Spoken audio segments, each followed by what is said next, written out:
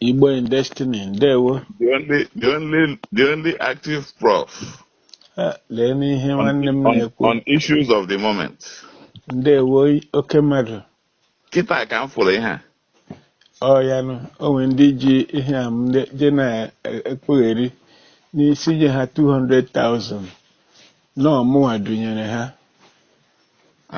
Ebe the latest scamming rule na Nigeria. Amarọ m ihe mere ha ji chee na m kwesịrị benefit from the wickedness.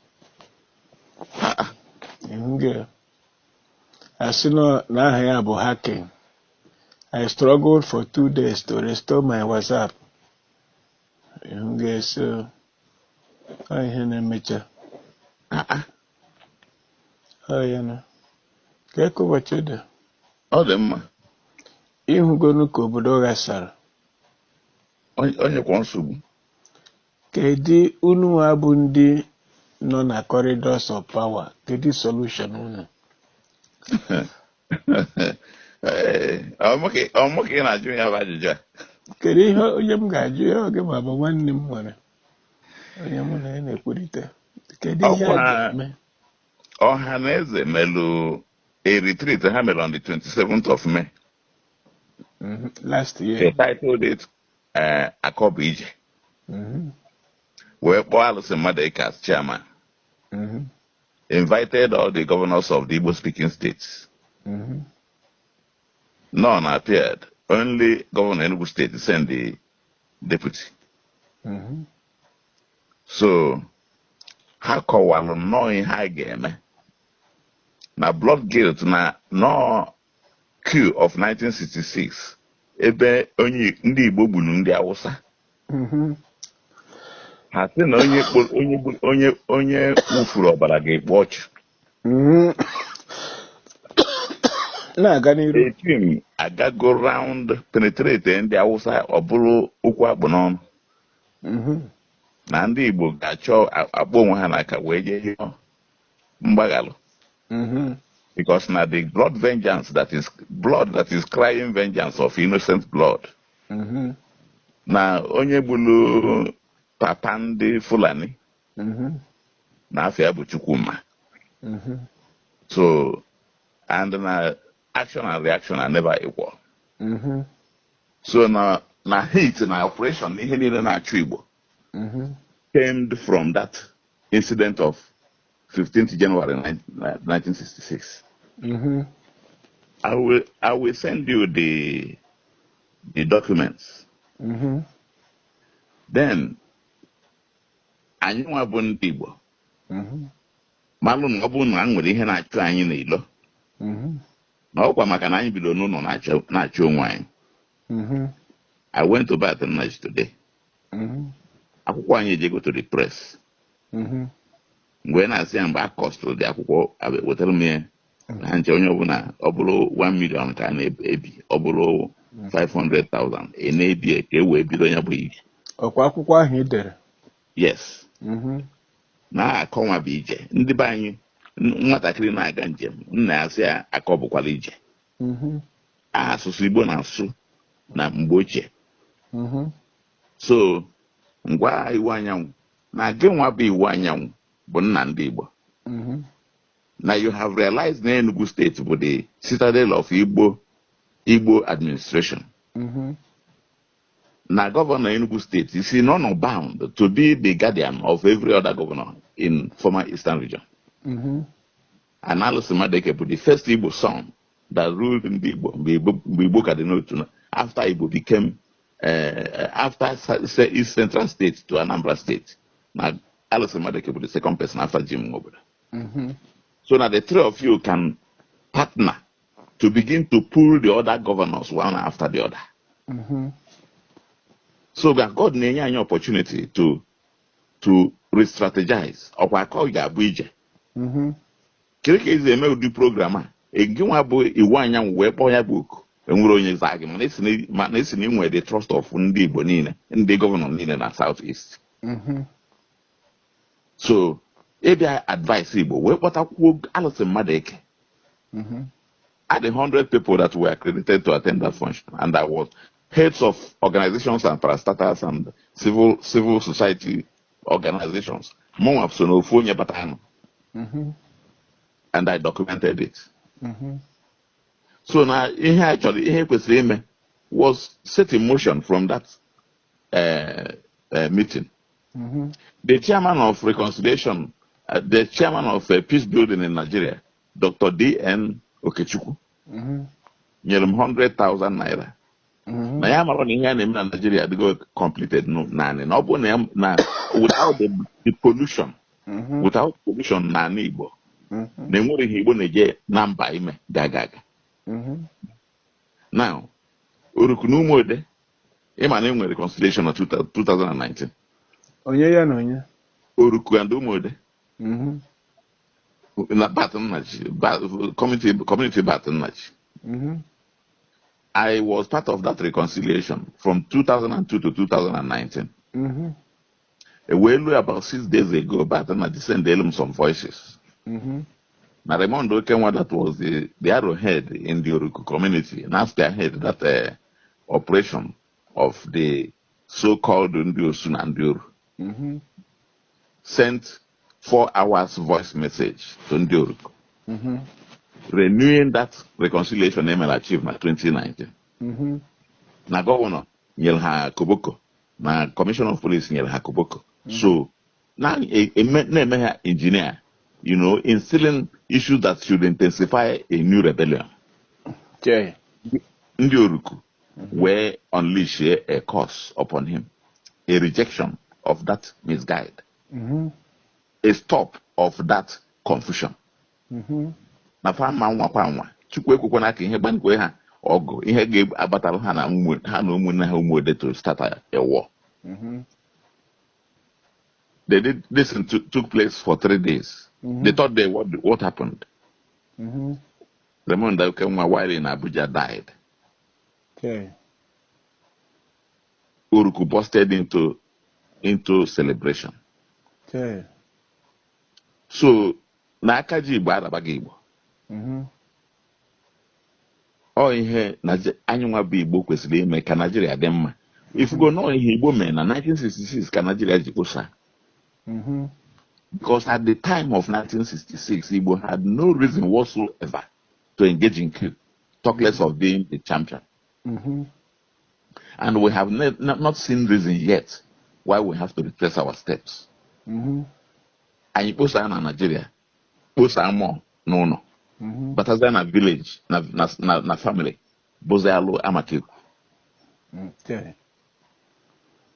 Oh, here, no, now, Ngewa, na ihe kire, na Ochulo, na Baton Rouge, or patrons of Destiny Lineage Trace and Global Family Reconciliation Initiative. So, na anyanwa bonde, or yanwa ka governor there, the acknowledgement of the governor. Okay, go that letter. The pioneer, Destiny Lineage Trace and Global Family Reconciliation. So we need a reconciliation at the family. And Nandi they qualified. If we can restructure our family and unite as one, we can champion reconciliation across the world. The Shite and Sunni Buddhists were children of people of one destiny and one origin. Man, because of Nebulu, they lacked blood and line of Muhammad, Prophet Muhammad.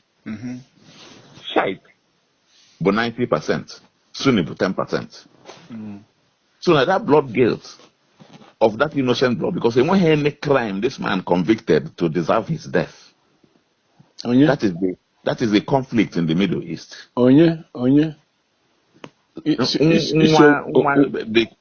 The last cousin of that related to Muhammad, Prophet Muhammad in blood. Oh, yeah, bonye Igbo, eji we bido Igbo. Umunne bu ndị Muslim we bido Igbo nwa. Till date. So now that alley one cousin Mohammed, or getting the crime or commit, so he was innocent. All the same way, ka Chukwumanzo Obuji wee gbuo Saduana. Ndị Fulani were na avenge his death till date. So, kedu ogene ka ndị agụlere na ụmụlere mee ha ncha ha na ụmụnne ha over the years wee n'ọgụ ha nọ na-egbu onwe ha. So this is what we are supposed to do. And until we rise to do it, nobody preach I say yes. No, he kwesịrị ime. So our book has gone to the press. Oh, eweta the costing. Formatting ka na-eme now.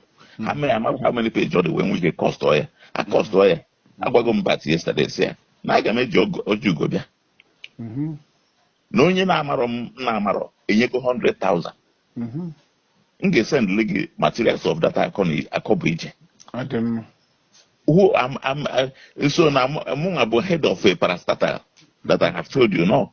Destiny, lineage trace, and the Global Family Reconciliation Initiative. So we need to begin to reunify our family as a family of nation. Ndị Igbo, anyị bido n'ụlọ dịle maka anyị furu ilo. Nigeria, we chant a new song if we are able to achieve this. Ihe na-akụkọ kita bụ 227 mgbe m furu your message. Wee kpọọ gị. So na ọkwa ayịyọ na ekpere ka anyị na-ayọ Chukwu ihe a. This is the best hour to do it. Ka m kwuo ọnụ. Ndewo. Dr. Harford. Agbanyụkwana ahụ. Ọ bụrụ eme ịgbanyụ isi na netwọk. Mba. O nwere ajụjụ m ga-ajụ tutu m ekwu ihe m chọrọ ikwu. Ndị Fulani a unu na-eje ịrịọ arịrịọ. Ha bidoro gbuo ndị Igbo gbuo na 1937. Ha bịakwa gbuo ndị Igbo 1945. Ihe ọba ịnahụrụ kwuru okwu independence Edunya Akintola North na 1953. Arapụ ịnahụrụ na ndị Yoruba bụ Akintola ndị na-ekwu independence gbuo ndị Igbo na 1953.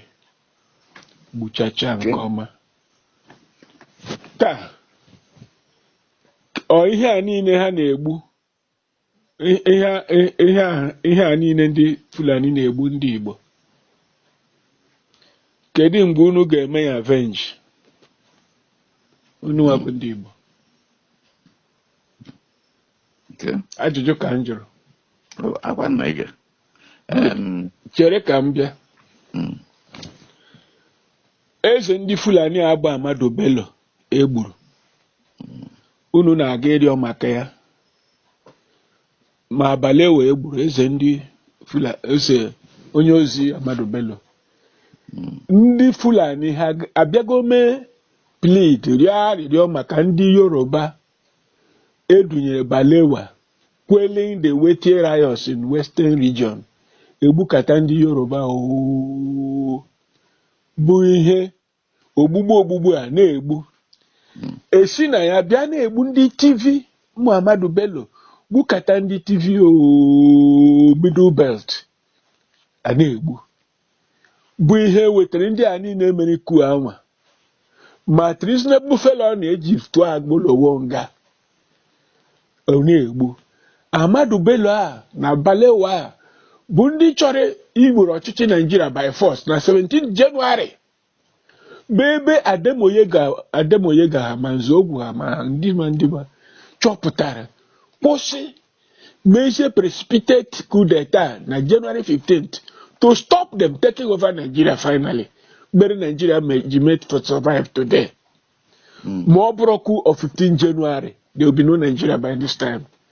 If Ahmadu Bello and Balewa have been allowed to carry out their own coup, that was to take place after Ahmadu Bello had returned from Lesser Hajj.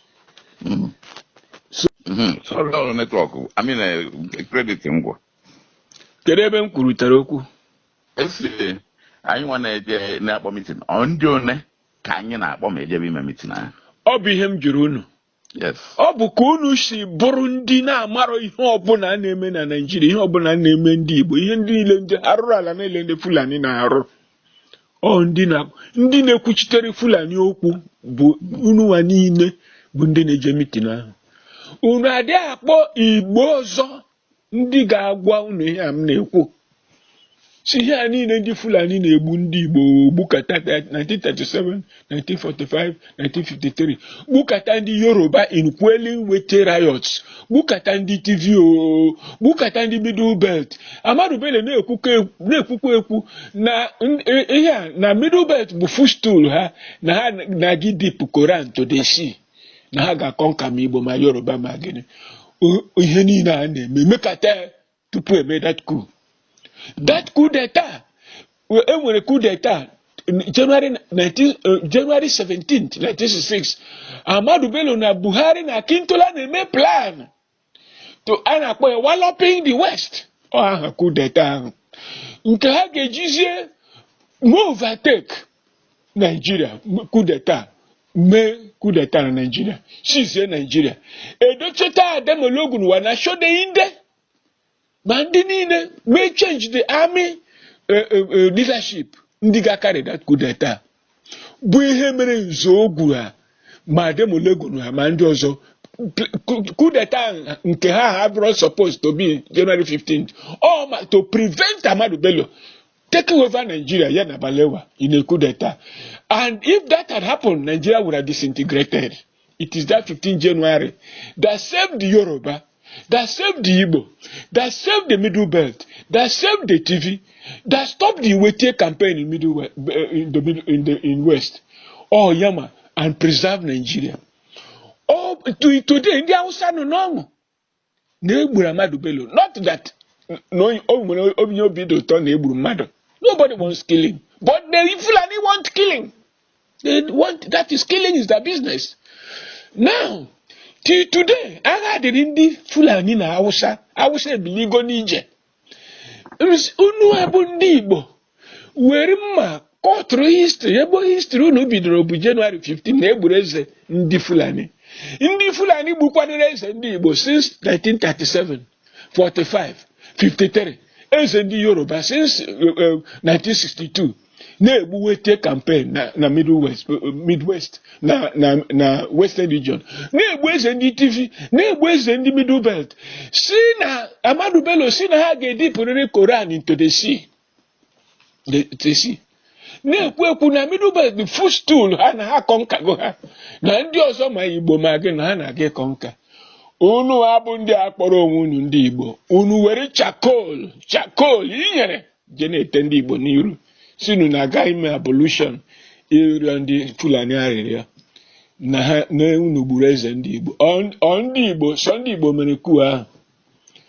Ọ bụ sọ ndị Igbo mere coup ahụ, nọ ndị Igbo lead, nọ Chukwuma lead ya coup ahụ.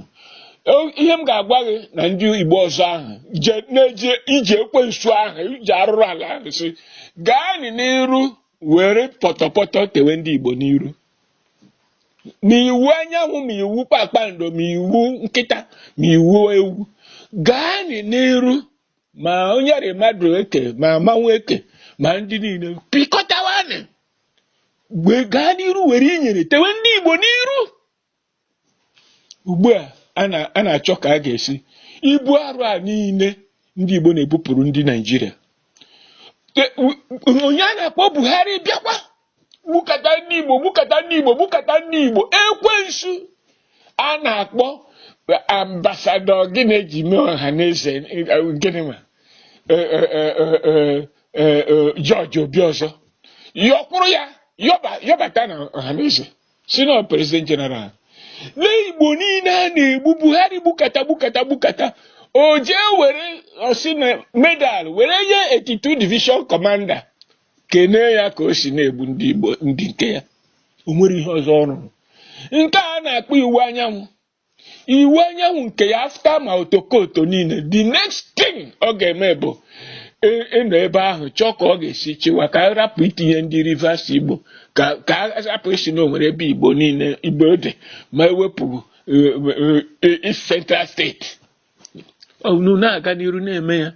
Ndị Fulani a na-ekpokọ Fulani niile nọ n'ụwa Afrịka na ha na-eme mitin na Naịjirịa. Yoruba na-ekpokọ Yoruba niile nọ n'ụwa ma Kogi ma Akwara si na ha bụ Yoruba bịakwuo na Delta Edo.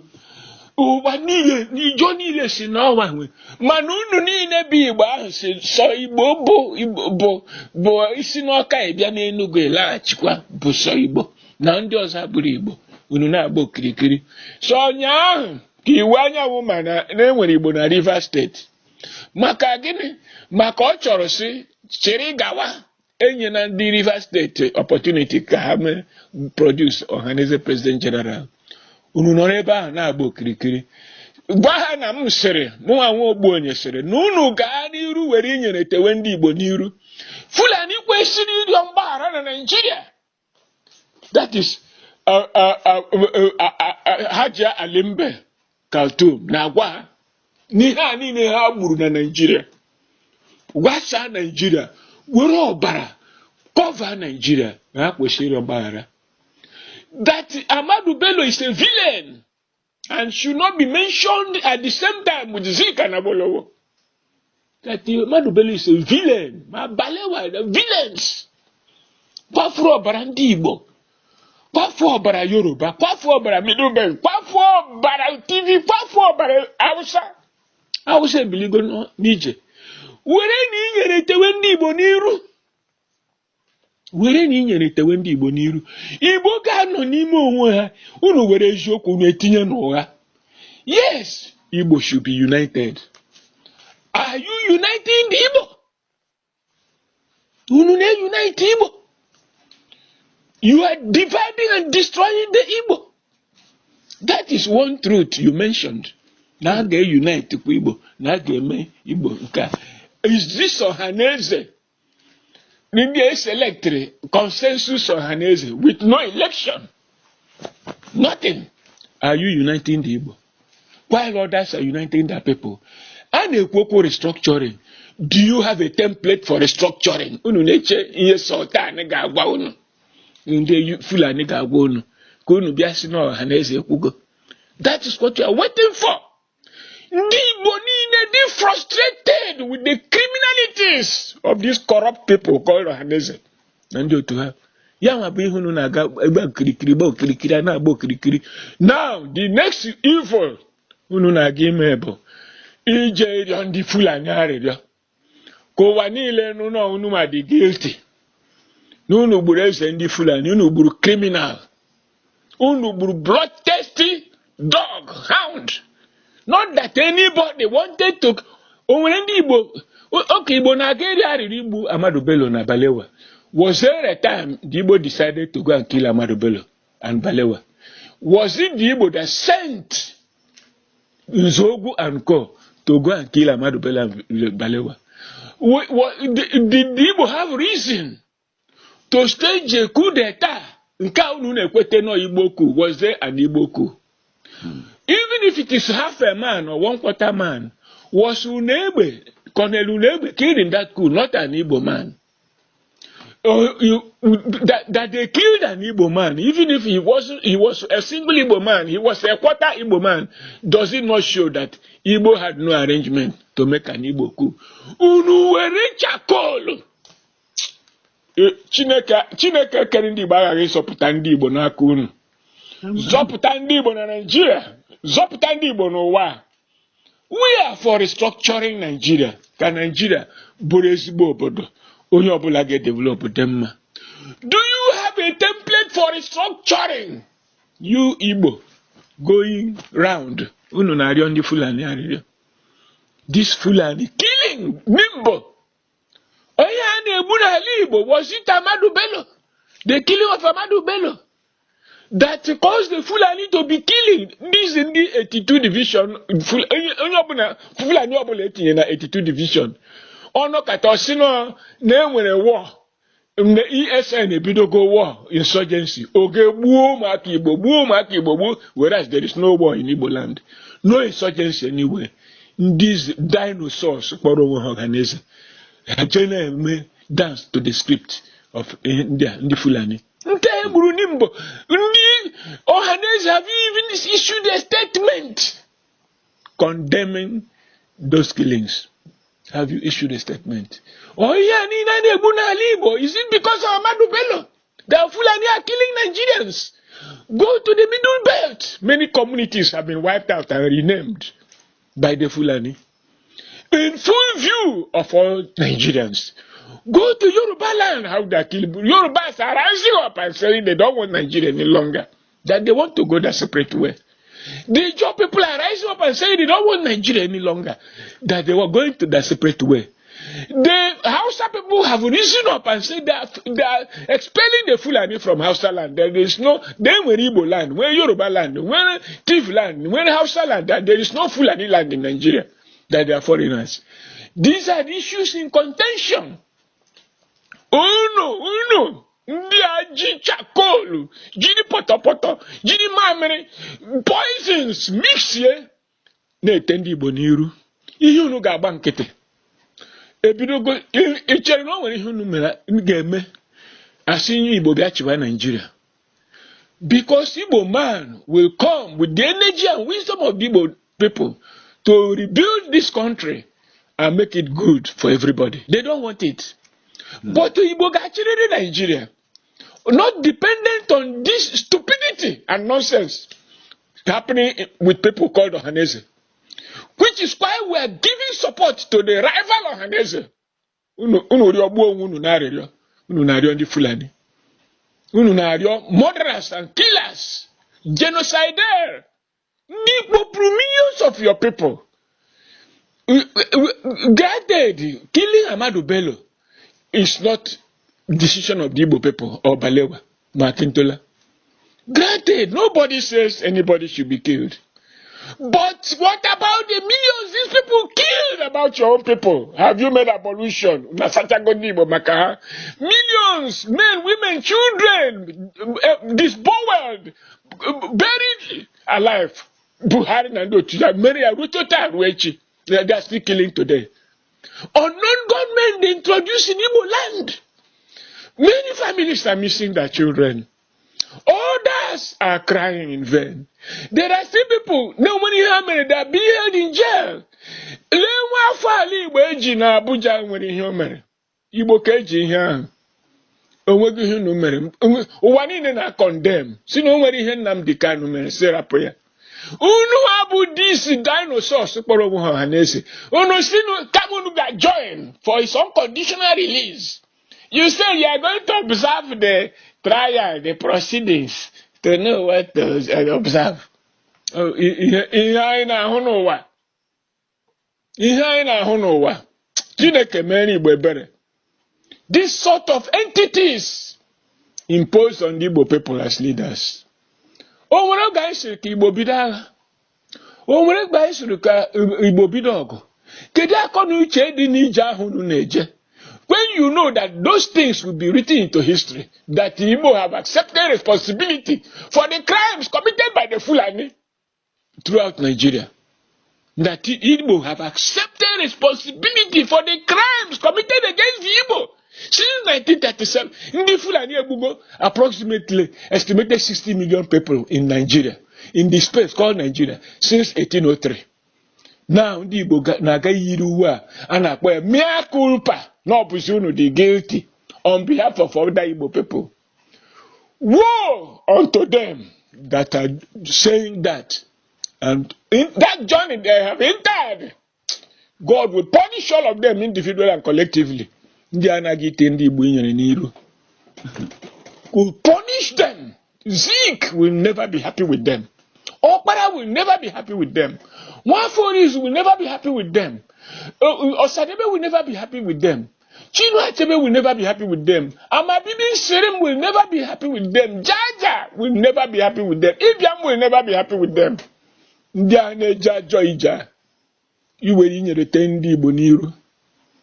ndị Nigeria itekwu ndị Yoruba inyere n'iru, ite TV inyere n'iru, ite mmadụ niile inyere, bido bet inyere, ite Hausa inyere n'iru na-aga ngagharị arụrụ ala.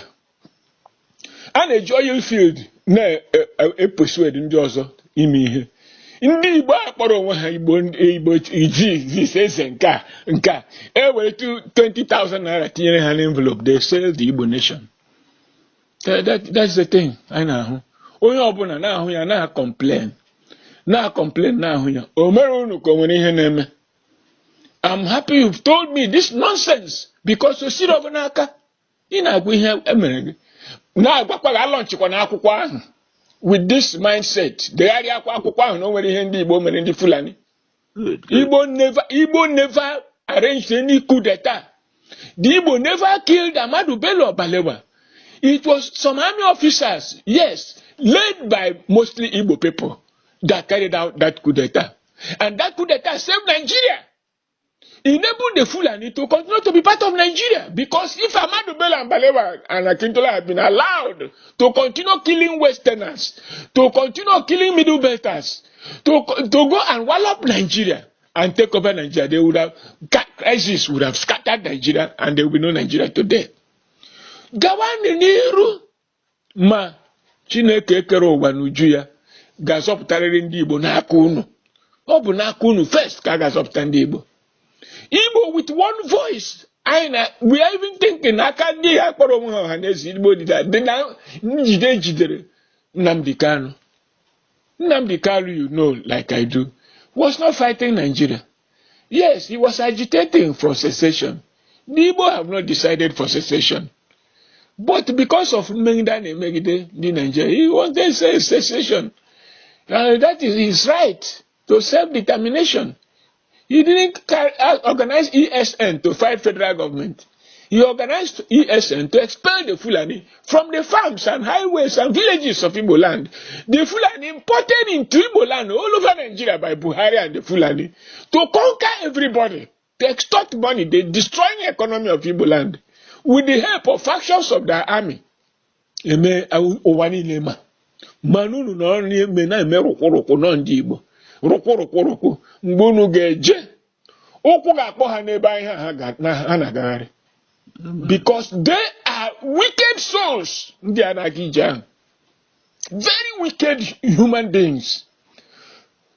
Agbara unu jog. Is there anybody telling Igbo people to go and fight a war? No. Is there anybody? Why not come and organize yourself and be united and watch what is going to happen under Tinubu? And watch. The Yoruba people are angry. Igbo people, Igbo masses, not you people. Igbo masses are angry. Niger Delta, angry. Ogoni, angry. Ijo, angry. Urobo, angry. Bini, angry. Indeed, you're angry, TV angry, Middle Belt angry, even Kanuri angry, outside was very angry. Now, the Igbo are going to spoil things for them. Then accept guilt for what they didn't do. On behalf of millions of innocent Igbo people. No. What I have said, let them go to blazes. That is why isi guzoro na ndị ọzọ kwuo okwu ana-aṅa ha ntị because ahụ ihe a na Peter. Na Peter, why not mee na-akọba ije ahụ? Ime ka onwe ndị nke eme ka onwe template for restructuring kwado. And I must invite ndị Ohaneze no South and Middle Belt Forum. Ama na ha hụrụ ndị ha n'anya ha na-akọghịrị rubbish. People are strong. Ama ihe iwe the Nigerians about Fulani treachery, betrayal, terrorism and mayhem. All ha ma bụ terrorists a na-ekwu. Conniving with Western powers to destroy Nigeria and Africa because they have no territory.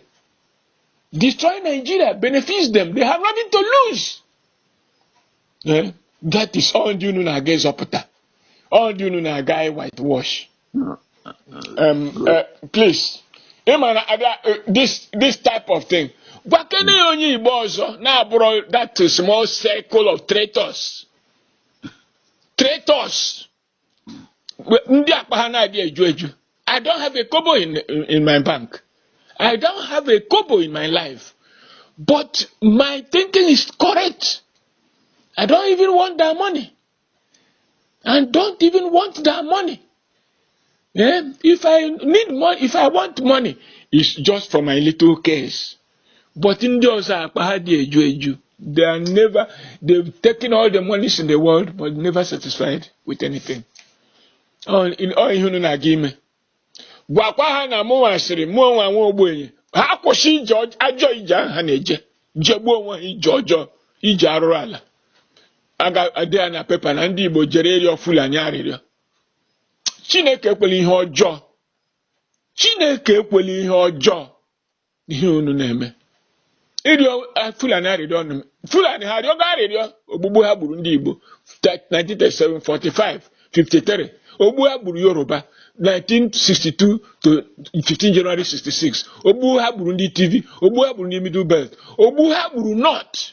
They've killed almost 60 million people. The Hausa people are now accusing them of killing 7 million Hausa people between 2015 and 2020. Under Buhari. Okay, what do you have now? Me mecha ya mzitere gị ihe ndị Hausa na-ekwu now. Gụọ ya. Tupu na-ebido gawa ije ọjọọ unu na-aga. Ajọ ije arụrụ ala, ije amaghị ihe. Ọ bụrụ akọ na ije ka unu na-aga, nzuzu na ije ka ha na-aga ihe ahụ. Nzuzu na ije na nzuzu. Iberibe ka a na-akpọ iberiberism. Bụ ihe unu na-aga akọgheri ebe unu na-aga. So, biko uru eje n'ije ahụ alọchikwa n'akwụkwọ ahụ ma ọ bụrụ ihe a bụ ihe idere n'akwụkwọ ahụ maka ị na-ekwukarị na abolition na nke a. Yes, there was a civil war. There is a history of that civil war. That history did not begin on 15 January. But that is where you people's history is starting. The history of killings in Nigeria didn't begin with 15 January. 15 January killed 20 people or so. That was not the decision of the Igbo people. Was not the decision of the Igbo people. They killed about 20 million people, 20 people, of which one of them was Igbo, for refusing to give them the keys to the armory. If an Igbo high-ranking officer refused to give keys to the armory, does it show the Igbo knew about that coup d'etat? Unu may accept responsibility for what you did on behalf of others, for what you didn't do. When powder ndị Fulani bụ ọbara ọbara n'iru were inyere na-ete ndị Igbo na-enwere ihe mere n'iru. 20 people were killed or so. What about the millions, almost 60 million people killed by the Fulani? Okay, if you object to the estimate, what about those they killed 1937, 45, 53, 62 to 66, and then in Yoruba land, Middle Belt, and so on, and Hausa land? Ije iberibe. Nzuzu na ije unu kpara akọ ije. Lee na-akọ onye nzuzu na-akọ. So I don't accept that thing. Where this voicemail? Yeah, ha jegbu onwe ha n'ije ọjọọ. Sir Prof. Ha jegbu onwe ha n'ije ekwensu. Sir Prof, ọkwefo time na mgbe njefu ihe a ọkwa Chukwu na-anụ ya bụ ọlụ a. This discussion, this conversation anya is recorded. You have done a great review. Ọkwa na-emele mmadụ invite. Ọkwa Chukwu in fact na iwu anyanwụ himself. N'iji anyị jee na mgbe ọ sị na ya achọghị Ohaneze chairman eventually pressure tinye there. I have not told you. He presented me to Ohaneze Ndigbo, si m organic ancho, Ohaneze Ndigbo melum say nothing. And see, I don't mind the way Jibatanocha. Now what God desires to see you for the legacy you leave at your exit. And that is what exactly what you're talking about. It does not matter, and say no matter if the pattern no matter about the legacy you're going to leave. And this book is going to guide. So now, bottom there, but at least to be part of this information in Nenyegi. And the documents have circulate, Buna, and a year, how you ever go to say, okay? So now, in-depth knowledge, do a great review. No one name will need your name will end up with the not in the Igbo. So you have given me an in-depth analysis. Oh, Chineke. Man, Ndigbo. You know, so and it's a shame. It's a shame. Now, I one unity and the Abunde and one agent and sponsor to split in the Igbo. It's going ahead to split. Okay, Ebola listen take. Email invite all the governors. None came.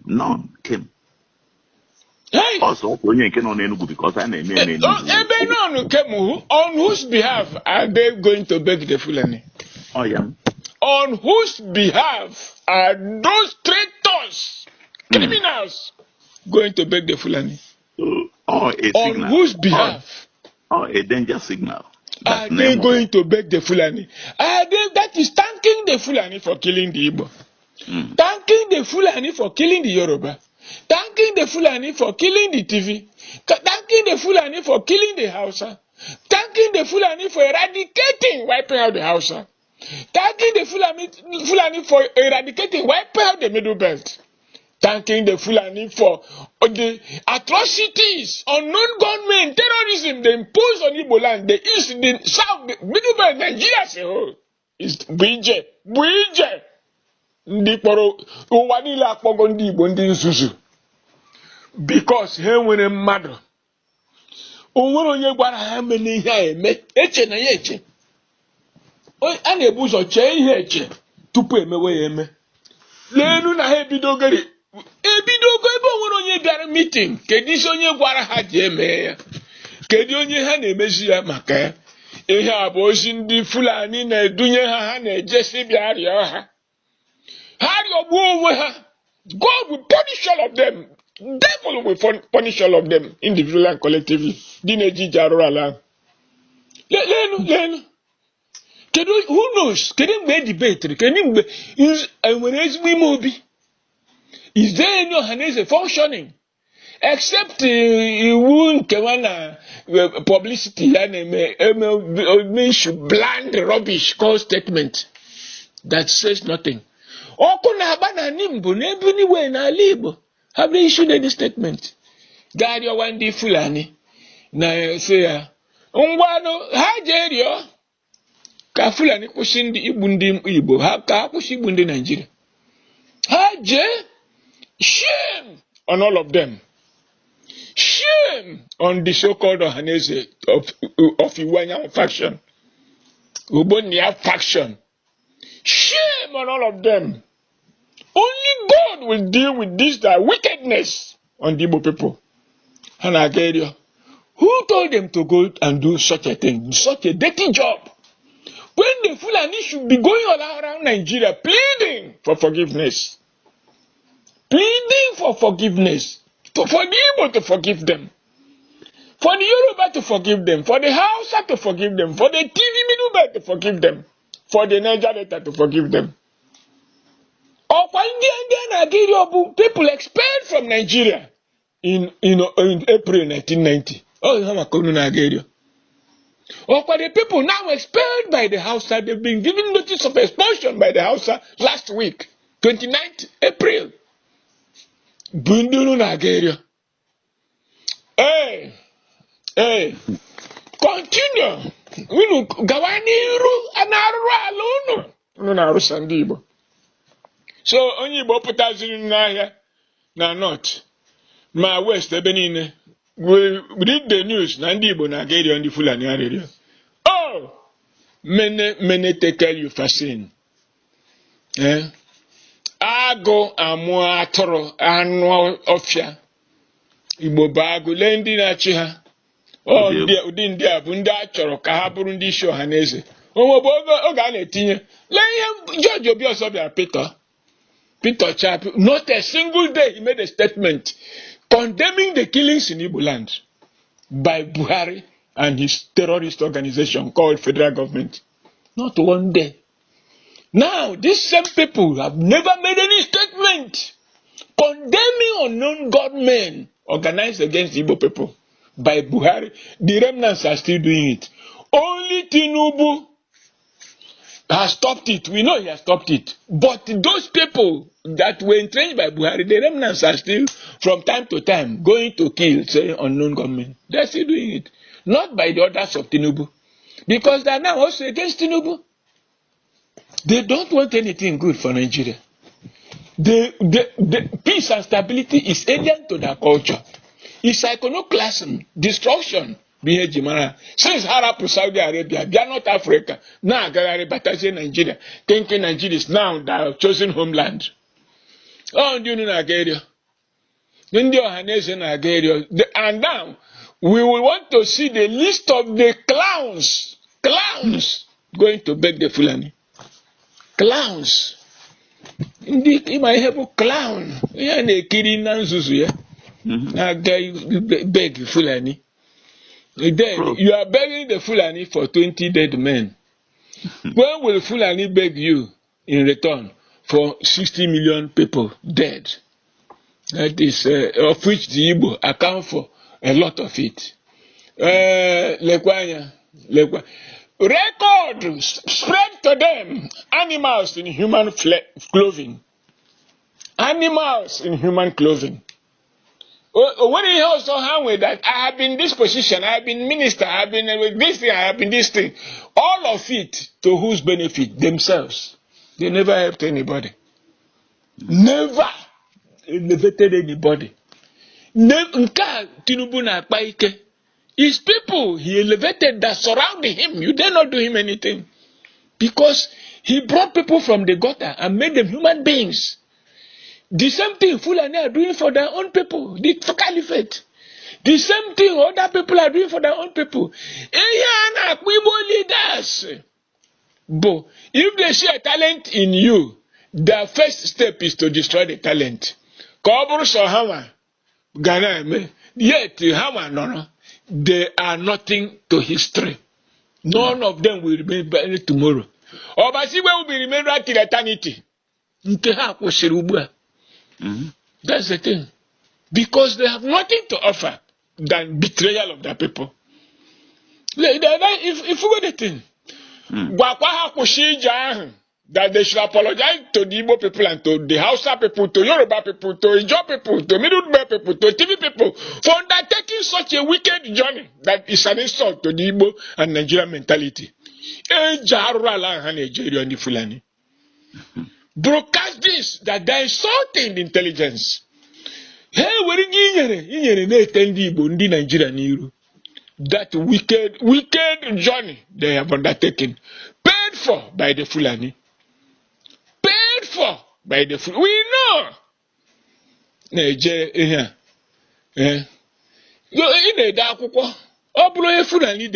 give him oil well, billions. But I got lunch here. When he the rega put anything, because they know the truth. And they don't like the truth. So when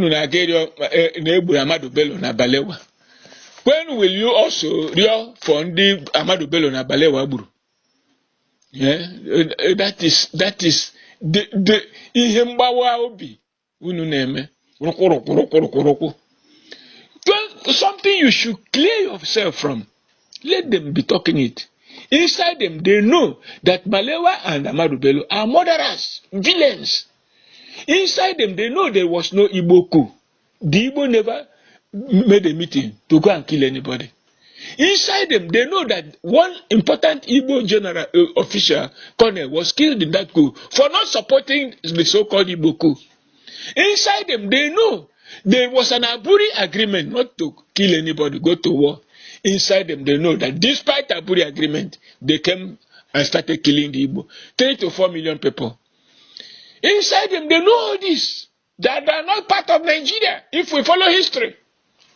Inside them, they know they've wiped out the Hausa nation. Only the remnants have risen up to post these atrocities. Inside them, they know what they have done to the Middle Belt. Inside them, they know how many communities they have wiped out in the Middle Belt of today. I'm not saying of yesterday. expelling the indigenous tribes to IDP camps and renaming those communities for the Fulani to settle.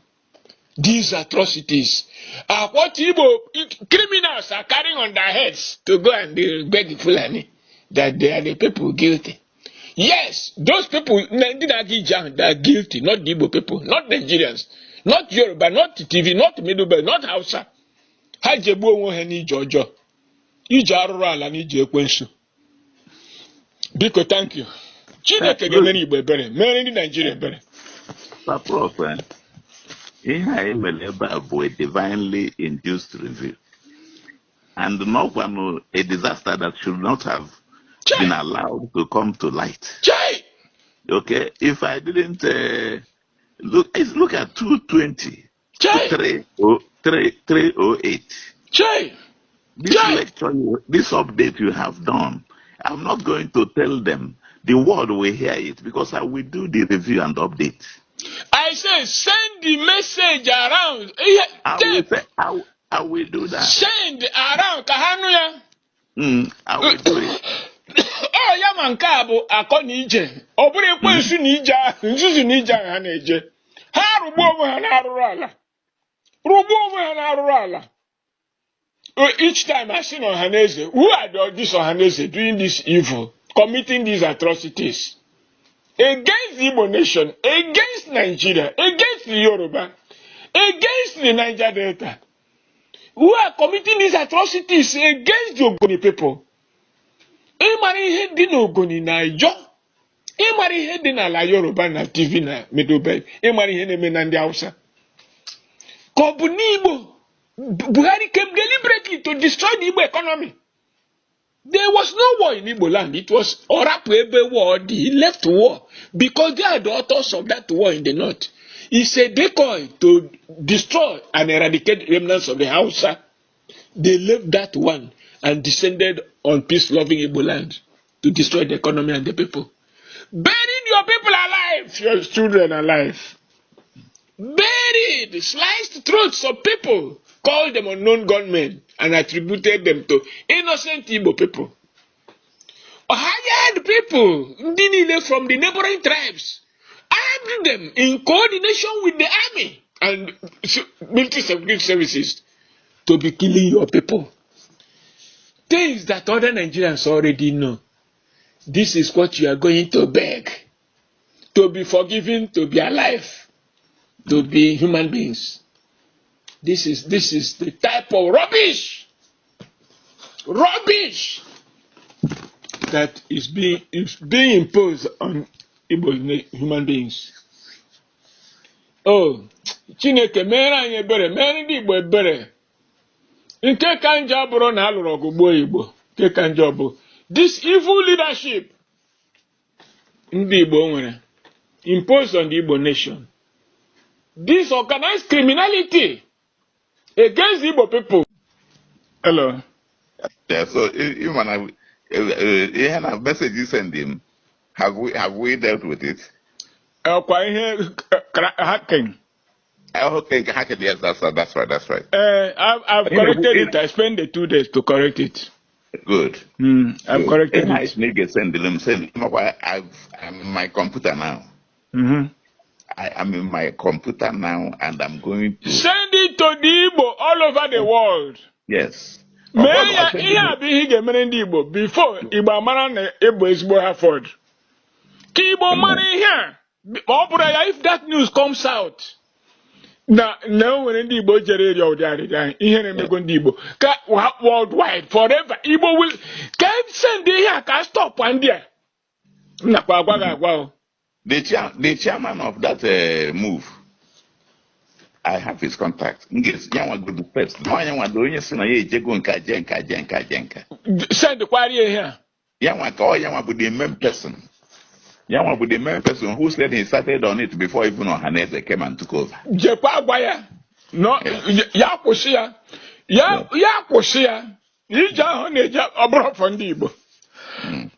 Onwere ihe m gwara gị n'ebe a bụ si ndị Igbo jewe ọgụ. Onwere ihe m gwara gị n'ebe a si ndị Igbo jewe lụsịwa ndị ọbụla ọgụ. Oguni na na aju na Nigeria ha na akwakobi ilusi imegide ndị Igbo. Igbo have never lifted a sword against the Fulani or anybody.